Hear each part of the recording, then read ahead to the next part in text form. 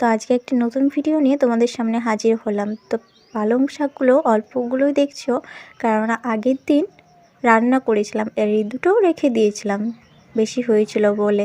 তাই ভাবলাম এই দুটো শাক আর কি করব। তো পালং শাক দিয়ে বড়ি দিয়ে একটা রেসিপি বানাই, তোমাদের সাথেও শেয়ার করি। তো গরম তেলে তৈরি কলাইয়ের ডালের বড়ি, এই বড়িগুলো আমার শাশুড়ি দিয়েছে।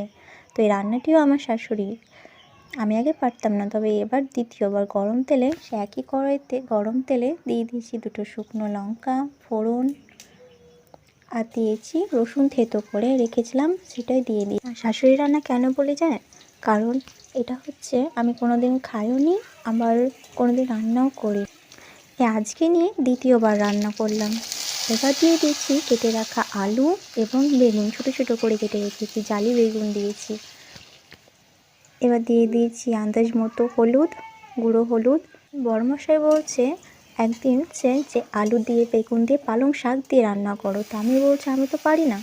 এবার দিয়ে দিয়েছি পালং শাক, তো বলছি আমি তো পারি না রান্না করতে। তো শাশুড়ির কাছ থেকে জিজ্ঞেস করলাম যে কীভাবে রান্না করতে হয়, তো বলে দিয়েছিল।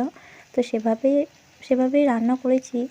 এবার দিয়ে দিয়েছি লবণ। তো সেভাবেই রান্না করেছি, আর প্রথম দিন যেদিন রান্না করেছিলাম না, সেদিনই অনেক স্বাদ হয়েছিল। তো এবার দ্বিতীয়বার রান্না করছি, বড়মশাইও বলেছিল খুব ভালো হয়েছে খেতে। এবার দিয়ে দিয়েছি জল, আলুগুলো সেদ্ধ করব, সেই জন্য পরিমাণ মতো জল দিয়ে দিয়েছি। এবার যখন সেদ্ধ হয়ে যাবে আলুগুলো, তখন সেই মুহূর্তে বড়িগুলো দিয়ে দেবো।